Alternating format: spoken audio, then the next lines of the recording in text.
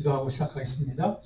주신 하나님 감사합니다. 오늘 또 수요일 밤에 하나님의 말씀, 사무엘상에 기록된 주님의 말씀을 통해 그 말씀을 읽고 또 깊이 묵상하며 우리 삶에 그 말씀을 통해 주신 교훈을 적용하고 그 말씀을 우리 삶 속에서 날마다 실천함으로 주님의 그 크신 한없는 은혜와 하나님 주시는 영적인 축복을 누릴 수 있도록 또 말씀으로 임하여 주시옵소서.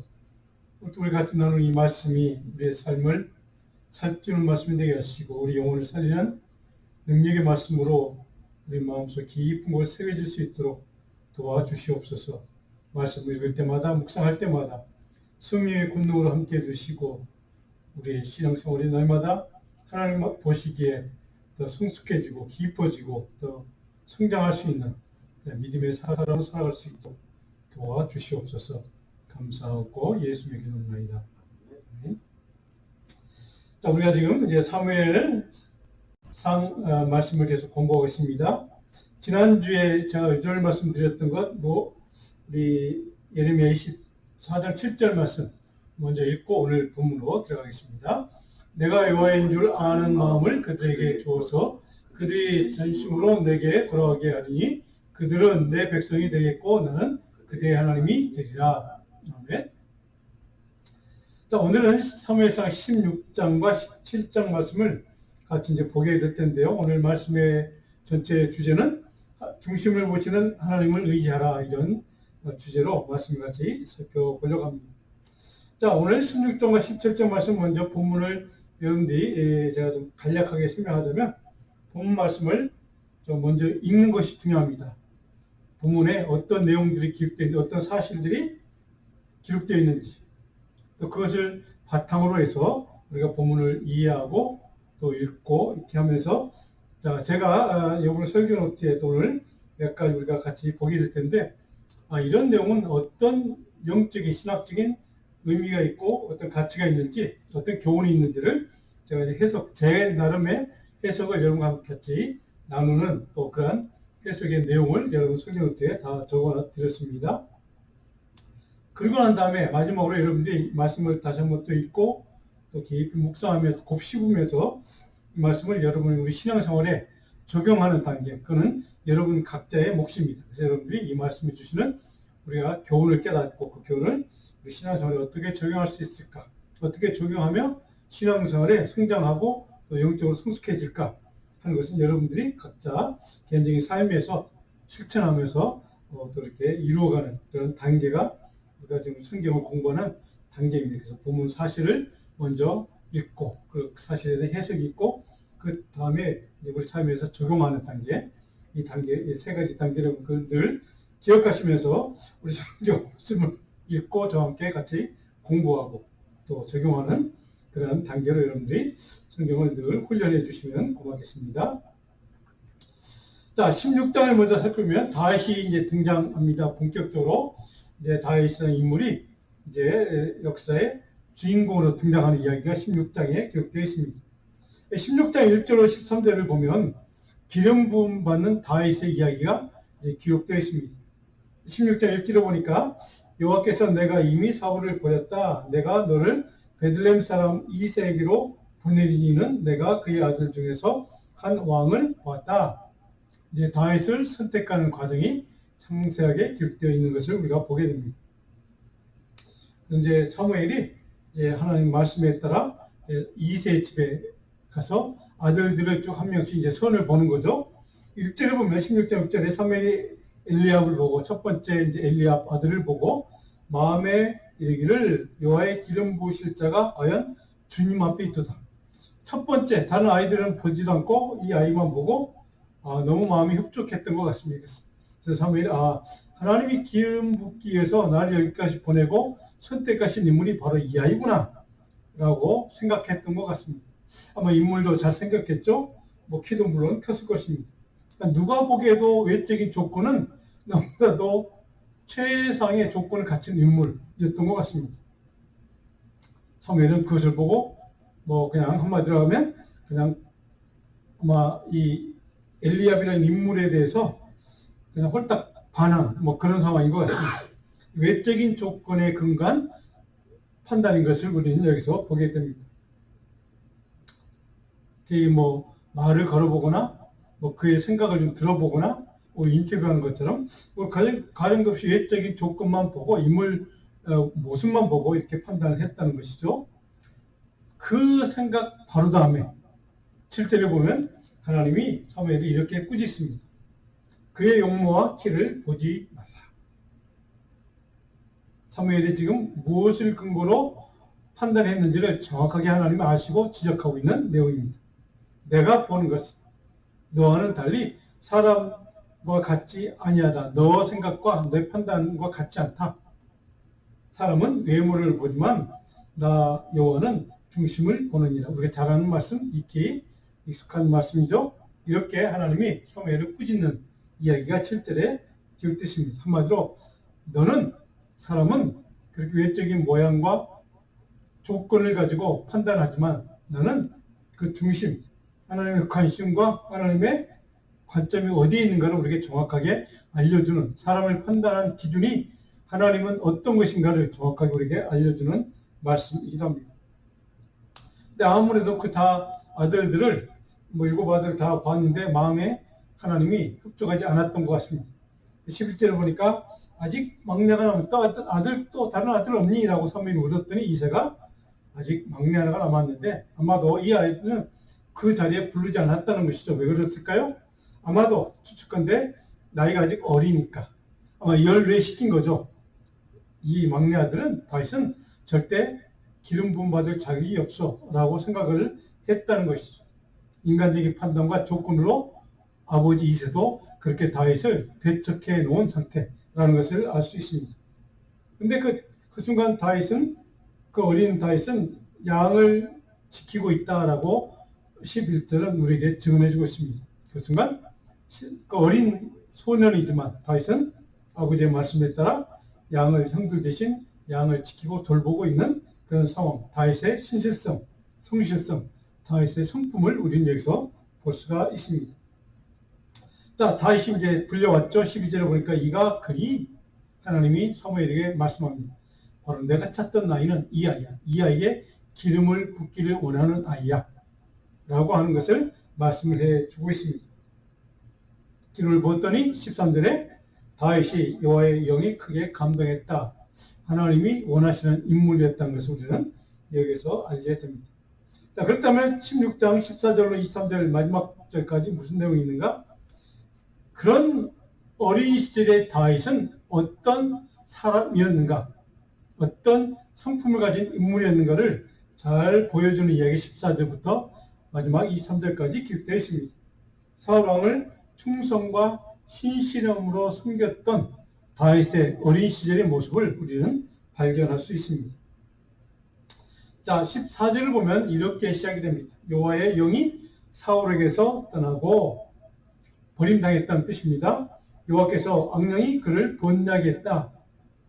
성령은 떠나고 악한 영이 그를 사로잡아서 그가 번뇌하고 정신분열증 같은 이런 증상이 그에 나타났다는 것이죠. 어떤 이제 신하들이 사울왕에게 제안하죠. 수금을 잘 타는 사람을 데려다가 수금을 타서 당신의 마음을 평화롭게 안정시키면 병이 고쳐지지 않을까요? 라고 누가 제안을 했던 것 같습니다. 자, 그랬더니 18절에 그 중에 어떤 소년 중 한 사람이 베들레헴 사람 이새의 아들을 본즉 수금을 탈 줄 알고 용기와 무용과 구변이 있는 준수한 자라. 여호와께서 그와 함께 계시더이다. 자, 어떤 사람이 보고합니다. 이새의 아들에 이런 어린 아들이 하나 있는데 이런 인물입니다. 라고 그를 소개하는 장면인데 바로 용기도 있고 무용, 용감했다는 뜻이죠. 구변, 말도 잘했다는 뜻입니다. 그 준수했다, 인물도 이렇게 어리지만 잘생겼다 이런 의미인 것 같습니다. 근데 결정적으로 중요한 소년 다윗에 대한 주변의 인물들이 어떻게 평가했는가? 18절 마지막에 거기에 더해서 여호와께서 그와 함께 계신 것을 볼 수가 있습니다. 자, 이것이 다윗의 인간됨, 그의 믿음, 그의 어린 시절의 성품을 잘 증거해주는 한 구절 말씀이기도 합니다. 주변의 사람들도 어리지만 다윗의 영성, 그의 성품, 인간됨을 다 인정해 주는 것을 볼 수가 있습니다. 그래서 사울을 신실하게 섬기는 어린 다윗의 모습을 볼 수가 있습니다. 21절에 보니까 사울이 그를 크게 사랑했다. 그만큼 어린 다윗은 사울을 지극정성으로 섬겼다. 뭐 이런 의미인 것 같습니다. 그래서 23절에 보니까 다윗이 수금을 들고 와서 손으로 탄 즉시 수금을 탔더니 사울이 나았다. 그리고 악령이 그에게서 떠났다. 그를 고치는 능력이 있는 어린 다윗의 바로 능력에 대해서 이렇게 증언을 해주고 있습니다. 하나님의 영이 함께하는 사람과 하나님의 영이 떠난 사람 사이에 이런 대조를 우리에게 정확하게 비교해서 설명해 주고 있습니다. 그래서 그 하나님의 영이 임하는 그 어린 다윗, 하나님의 능력으로 말미암아 그 함께하는 하나님의 영으로 말미암아 사울의 병까지도 치유할 수 있는 그런 능력 있는 인물, 그 믿음의 사람이었음을 성경은 정확하게 우리에게 증언해 주고 있습니다. 자, 이런 다윗에 대한 이제 기본적인 소개를 통해서 17장으로 넘어가면 이제 다윗의 어린 시절의 다윗이지만 그가 어떤 신앙의 관점에서 어떤 믿음의 사람이었는가를 잘 증거해 주는 말씀이 17장에 기록되어 있습니다. 17장 내용은 전쟁, 블레셋과의 전쟁이라는 그 상황을 역사적인 상황을 배경으로 해서 그런 위기의 상황에서 이스라엘 백성들의 그 군대들, 군인들, 그 어른들 그 누구도 블레셋 군대에 감히 맞서서 싸울 수 없던 그런 상황에서 어린 소년 다윗이 어떻게 반응했는가를 잘 보여주는 게 바로 17장의 내용이고 그 반응의 핵심적인 바로 그런 바탕에 무엇이 있었는가, 그것은 하나님에 대한 신앙이 있었음을 우리에게 잘 보여주는 게 바로 17장 전체 내용입니다. 자, 17장 1절부터 11절까지는 골리앗이라는 인물, 블레셋의 장수죠. 골리앗이라고 하는 인물이 등장하고 이제 그 인물 때문에 이스라엘 백성 군대 전체가 사람은 뭐 말할 것도 없고 이스라엘 군대 전체가 수치를 당하는 이게 이스라엘에게는 큰 위기, 사울왕의 큰 이제 전쟁의 앞에서 큰 위기를 경험하고 있는 그런 상황을 이제 잘 기록해주고 있습니다. 그런 상황에서 어린 소년 다윗은 어떻게 그 위기에 대해서 대처하는가, 반응하는가 하는 것을 잘 우리에게 말씀하고 있습니다. 17장 2절에 가면 사울과 이스라엘 사람들이 모여서 엘리 골짜기에 진치고 블레셋 사람들 대하니까 블레셋 군대와 지금 진을 치고 맞서 싸우는 진을 쳤다. 이제 전쟁을 위해서 진을 치고 지금 대적했다. 지금 이렇게 대치하고 있는 모습을 설명해 주고 있습니다. 자, 그런데 블레셋 군대 적군이죠. 그 4절에 보면 그 블레셋 군대 한 사람이 등장합니다. 누굽니까? 골리앗이라는 인물이 등장하는데 4절에 보면 그 인물이 지금 블레셋 군대가 어떤 역할을 하는가? 싸움을 도두는 자 이렇게 씁니다. 그러니까 싸움을 진두지휘하는 자 이런 의미가 있는 말씀입니다. 그러니까 블레셋 군대 대표적인 장수라는 뜻이기도 합니다. 근데 그가 이스라엘 군대를 향해서 이렇게 조롱하죠. 10절에 내가 오늘 이스라엘 군대를 모욕하였으니 사람을 보내어 나와 더불어 싸우게 해라. 골리앗이 이스라엘 군대를 향해서 자 나와 너희 대표를 한 사람 뽑아서 나한테 보내서 1대1로 한번 맞짱을 떠보자. 그래서 대표를 한번 싸워서 이기는 사람에게 지는 그 군대가 이제 승복하자. 뭐 이런 의미인 것 같습니다. 그래서 나와 더불어 1대1로 싸우자라고 제안을 하죠. 그 제안을 듣던 이스라엘 군대와 사울왕이 11절에 보니까 놀라 크게 두려워했다라고, 그러니까 그 앞에서 기가 죽었다는 뜻입니다. 감히 사울 엄두를 못 냈다는 것이 맞서 대적할 만한 인물이 이스라엘 군대는 사울왕을 포함해서 이스라엘 군대는 아무도 없었다는 것을 이렇게 반영하고 있습니다. 한마디로 이스라엘 군대의 최고의 지금 위기 상황을 이렇게 반영하고 있습니다. 자, 여기에서 우리가 깨달을 수 있는 것, 지금 사울왕을 포함해서 이스라엘 군대 전체는 골리앗이 갖고 있는 외적인 좀 우리가 잘한 뭐 키가 남들보다 훨씬 더 컸고 뭐 귀걸이 장대한 인물이었고 싸움도 잘 갑옷 투구도 잘 이렇게 뭐 그냥 갇혀 있고, 당시 블레셋 군대 백성들이 가졌던 문화가 철기 문화라고 합니다. 그래서 철기로 만든 무기들을 사용했고 강력한 거죠. 이스라엘 백성들은 뭡니까? 그냥 뭐 보통 무기, 주로 뭐 나무도 있을 테고 뭐 이런 겁니다. 자, 그런 강력한 무기를 갖춘, 그리고 키도 큰, 싸움도 잘하는 골리앗이 갖추고 있는 외적인 조건, 그것을 바라보고 바로 이스라엘 백성들과 사울은 기가 죽었고 지금 감히 맞서 싸울 엄두도 못 내고 두려워 떠는 상황을 지금 우리에게 보여주고 있습니다. 싸워보지도 않고 그들이 보이는 그 눈에 보이는 그 외적인 조건만으로도 그 지금 이미 전쟁에 지고 들어가는 상황을 우리에게 보여주고 있습니다. 자, 그래서 뭐 물론 옆에 사람들이 보니까 뭐 그렇게 보이는 것은 뭐 사람들 상식적인 생각이겠죠. 근데 본인은 얼마나 더 기고만장했겠습니까? 골리앗 본인은 저희가 나와 1대1로 싸서 이길 자는 아무도 없다고 자신만만했을 것입니다. 그 누가 감히 나와 맞서 싸울 사람이 없다고 아마 그런 생각을 했던 것 같습니다. 그래서 그는 1대1로만 맞짱을 떠보자라고 이렇게 제안을 했던 것 같습니다.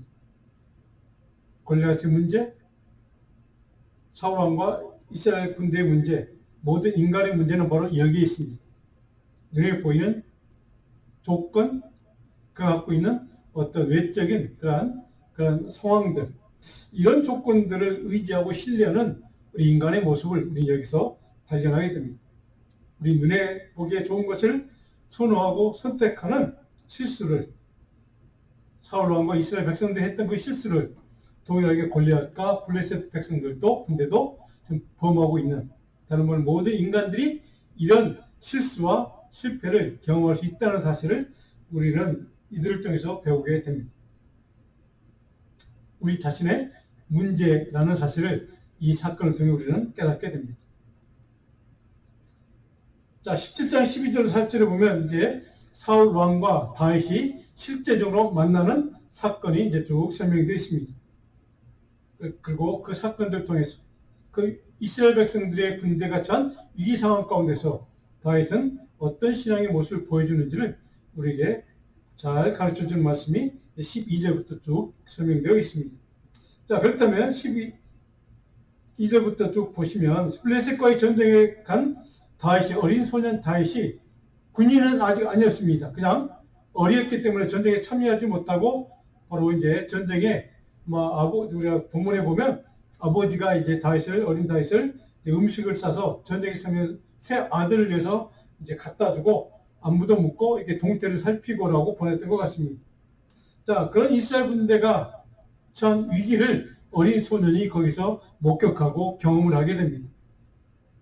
그래서 12절로 24절에 그 내용이 쭉 설명되어 있습니다.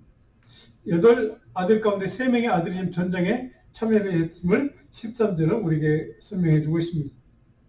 그 자리에 형들을 만나러 간 어린 소년 다윗은 전쟁의 실상을 보게 됩니다. 그리고 이스라엘 백성들이 위기를 경험하고 있는 그 골리앗이라고 하는 적군의 그런 그 장수 때문에 좀 두려워 떠는 이스라엘 군대와 사울왕을 만나게 되죠. 자, 그런 상황을 쭉 기록하고 있습니다. 그런 절망과 비참한 이스라엘 군대 사울왕의 상황에서 담대하게 권력과 대적하기 위해서 나섰던 어린 다윗의 신앙의 힘, 그런 담대함은 어떤 것에 기인하는가를 우리에게 설명해 주는 말씀을 이제 살펴보게 됩니다. 17장 17절 18절 보면 형들에게 음식을 갖다 주고 형들에게 안부를 전하고, 그래서 이제 명령을 받고 아버지의 말씀을 듣고 20절에 다시 아침에 일찍 일어나서 갔다. 자, 그런데 23절에 보면 블레셋 사람의 싸움을 도는 가드 사람 골리앗을 거기에서 처음으로 맞닥뜨리게 됩니다. 어린 다윗이 보게 되는 거죠.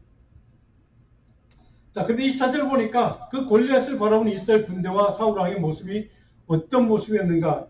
17장 24절은 이스라엘 모든 사람이 그 사람을 보고 심히 두려워해 그 앞에서 도망했다라고 증언을 하고 있습니다. 그 모습을 어린 소년 다윗이 바라보게 직접 목격하게 되는 겁니다.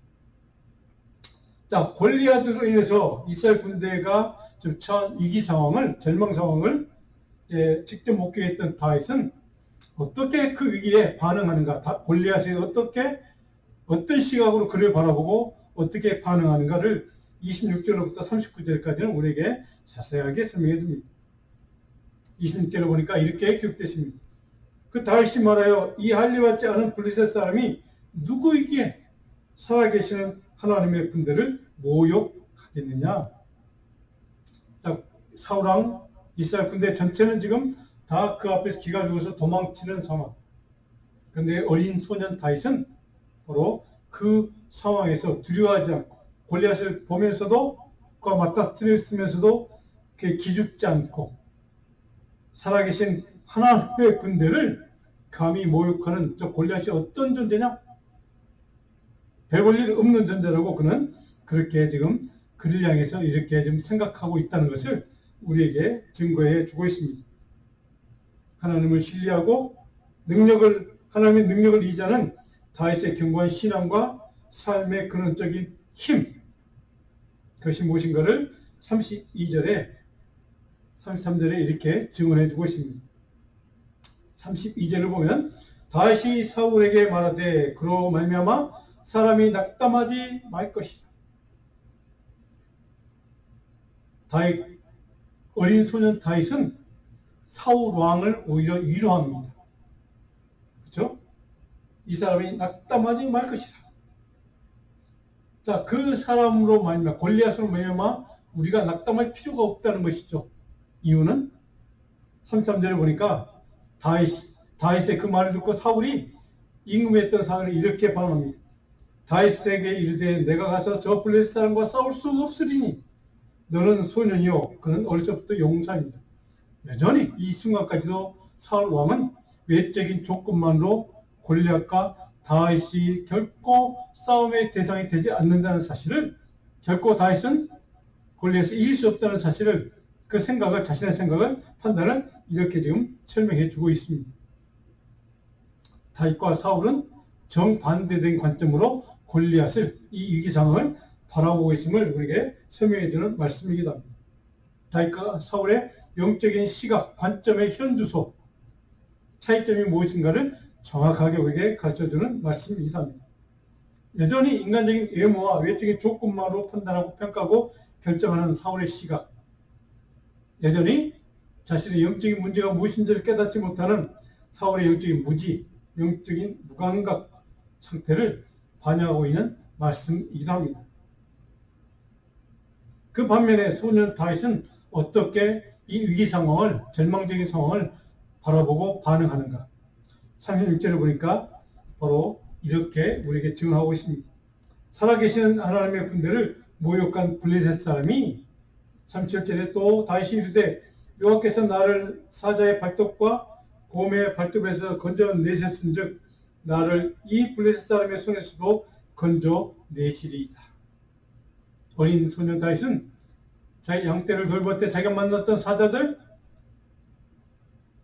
곰들, 이런 것들과 내 양을 보호하기 위해서 이 목동으로서 내가 최선을 다해서 그것들을 만났을 때 막대기 하나로 그들과 맞서 싸워서 그들이 물리쳤던 그 순간에 나를 도우셨고 나와 함께 하셨고 그들과 싸워서 이기도록 힘주신 그 하나님을 의지했던 그 믿음으로 지금 골리앗과 싸우겠다고 하는 자신의 그런 각오와 결단을 이렇게 설명해 주고 있습니다.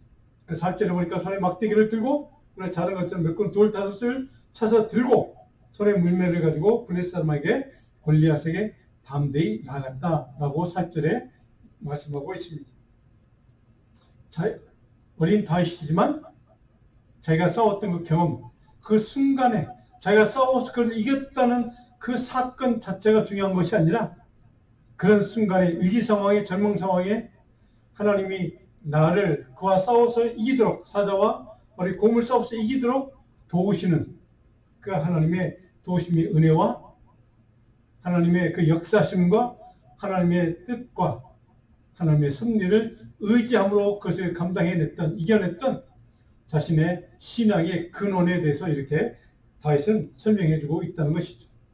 자, 이렇게 골리앗을 향해서 담대하게 싸워서 적을 이기겠다고 하는 믿음의 그런 결단이 어디에서 시작이 됐는가? 바로 자신의 경험을 통해서 하나님에 대한 믿음과 신뢰를 통해서 이렇게 담대하게 맞서 싸우겠다는 결단을 보여주고 있다는 사실입니다.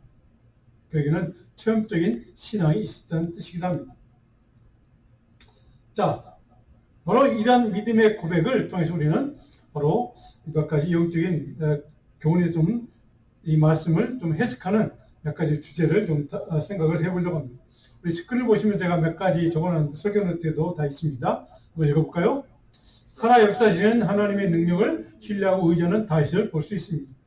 하나님께서 역사하시는 하나님의 군대, 이스라엘 군대를 모욕한 것, 곧 하나님을 모욕한 것이라고 바라봤던 그 믿음의 눈으로 해석하고 바라보았던 어린 다윗의 바로 그의 믿음을 볼 수 있습니다.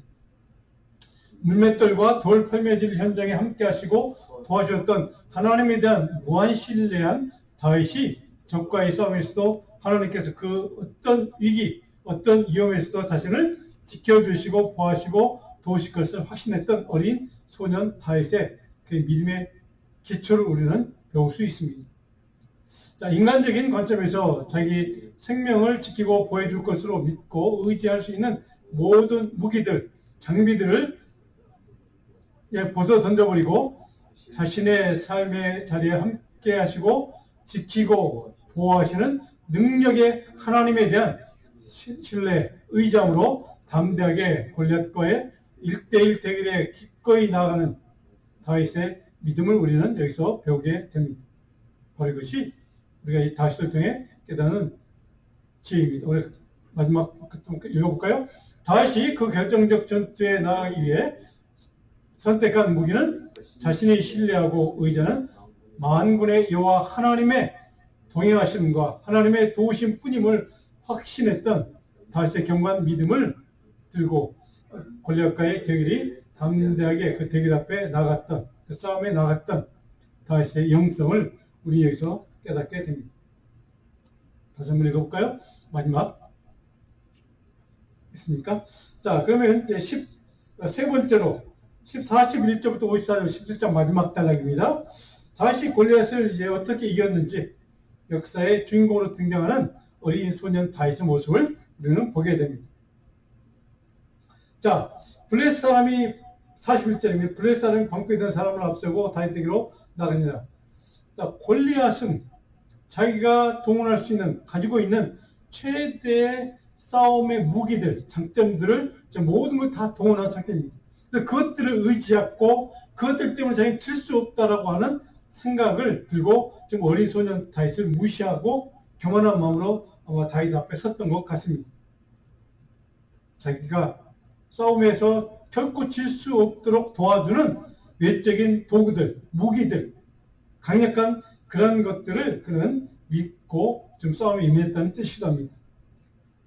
자, 그런데 적군 블레셋 골리앗 앞에서 소년 다윗의 담대한 반응의 모습은 무엇인지를 45절은 우리에게 이렇게 말씀하고 있습니다. 다윗이 너는 칼과 창과 단장으로 내게 나오거니와 나는 만군의 여호와의 이름 곧 내가 모욕하는 이스라엘 군대 하나님의 이름으로 내게 나아가노라. 하나님의 이름으로. 바로 이것이 어린 다윗의 믿음의 원천이었습니다.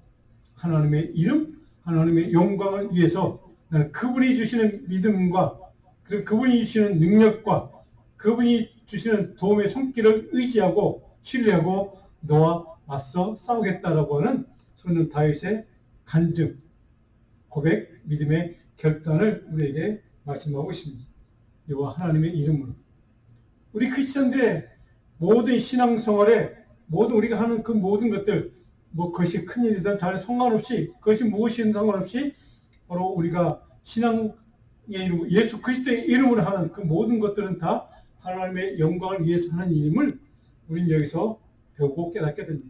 다윗은 그 영적인 원리를 알았던 인물이었던 것입니다. 어린 시절부터 그런 믿음의 원리를 알고 그것을 평생 동안 실천했던, 물론 그가 영적으로 실패할 때도 있었고 실수할 수 있었습니다. 그런데 우리가 다윗을 이단 하나님의 사람을 인정하는 이유는 바로 여기에 있습니다. 그는 무엇을 하든 그것이 하나님의 이름, 하나님의 영광을 위해서 하는 이름을 그는 놓치지 않았다는 사실입니다. 골리앗의 무기는 뭐였습니까? 창칼, 단창, 방패, 자기의 신체를 보여주는 여러 가지 장비들이었죠.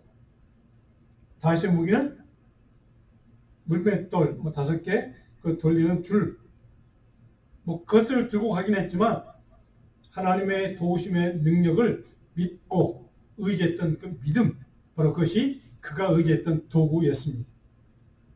46절에 보면 또 이렇게 다윗은, 어린 소년 다윗은 고백합니다.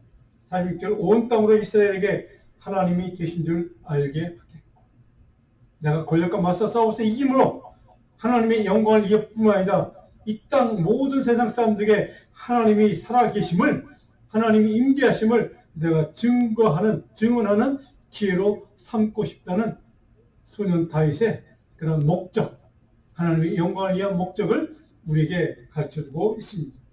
바로 이것이 다윗이 어린 시절부터 하나님의 도우심과 은혜로 하나님의 신실한 믿음의 도구로, 하나님 영광의 도구로 쓰임받을 수 있었던 바로 원동력이, 동기가 바로 여기에 있다는 것을 우리에게 가르쳐주고 있습니다.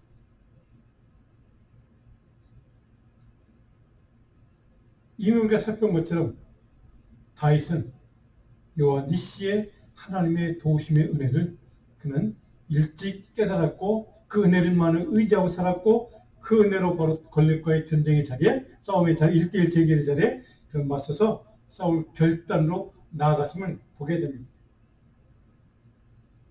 그래서 47절에 보면 우리가 잘 아는 말씀, 또 여호와의 공하심이 칼과 창에 있지 아니함을, 전쟁은 여호와께 속한 것인즉 그가 너희를 우리 손에 넘겨주실 것을 나는 믿는다. 전쟁은 하나님이 하시는 전쟁, 하나님이 이끄시는 전쟁, 하나님의 뜻과 섭리에 의해서 결정되는 전쟁임을 다윗은 분명히 깨닫고 그런 마음으로 전쟁에 임했던 것을 볼 수 있습니다. 5절에 보니까 다윗이 그를 쳐 죽였으나 자기 손에는 칼이 없었더라.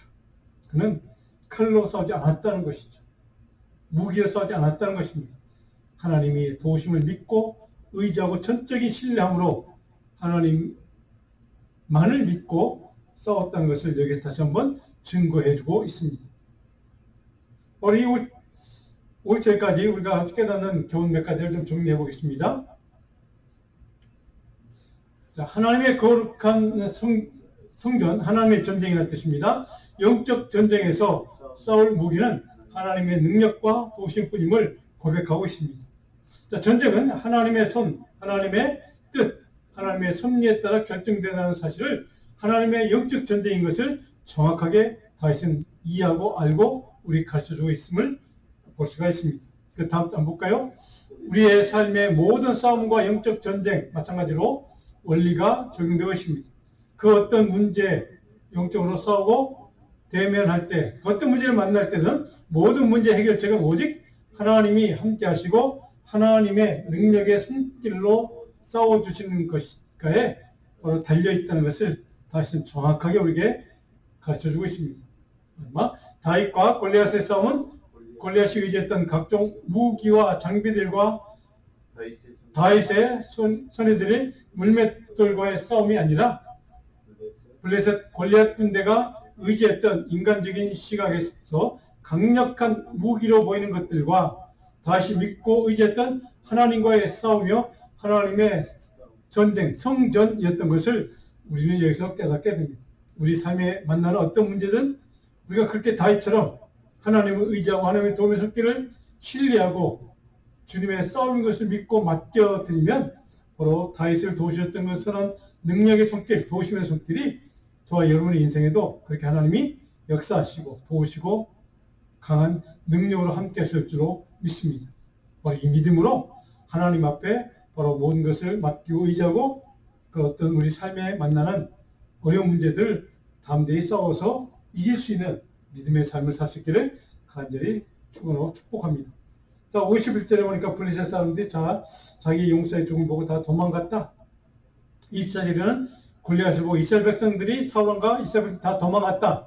여기서는 51절은 반대로 그 골리앗이 죽음을 보고 골리앗 죽음과 더불어 블레셋 군대 전체가 도망을 갔다 이렇게 기록하고 있습니다. 하나님의 은혜로 말미암아 전세가 완전히 역전되는 모습을 우리에게 증언해주고 있습니다. 바로 이 말씀을 통해 우리가 깨닫는 것, 영적인 교훈. 우리 설교 노트를 보고 우리 스크린 보고 한번 두 가지만 정리 한번 해볼까요? 자, 사람들의 사람 평가 기준은 눈에 보이고 사람의 생각과 마음에 합한 외적 조건에 집중하다 결국 영적인 실패의 길을 선택하지만 하나님 사람은 마음 중심에 하나님을 품고 사는 믿음에 따라 결정됨을 의지하고 신뢰하고 그런 믿음의 눈으로 선택한다는 것을 오늘 우리는 깨닫게 됩니다.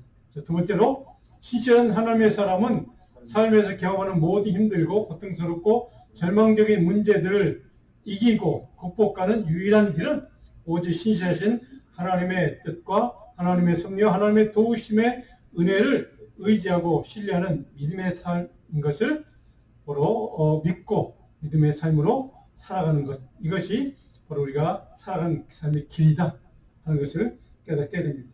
오늘 이사야 26장 9절의 말씀을 제가 교훈으로 묵상 요절로 드립니다. 여러분 꼭 이 말씀을 읽고 한 주일 동안 이 말씀 묵상하며 설교 노트를 참조해서 비묵상하는 그리고 적용하는 그런 한 주간의 은혜가 있기를 간절히 바랍니다. 묵상 과제를 제가 잘 적어놨습니다. 여러분들이 참조해 주시고 묵상 과제를 읽어보시고 이 과제를 깊이 좀 생각할 수 있는 한 주간 되기를 원합니다. 기도하겠습니다.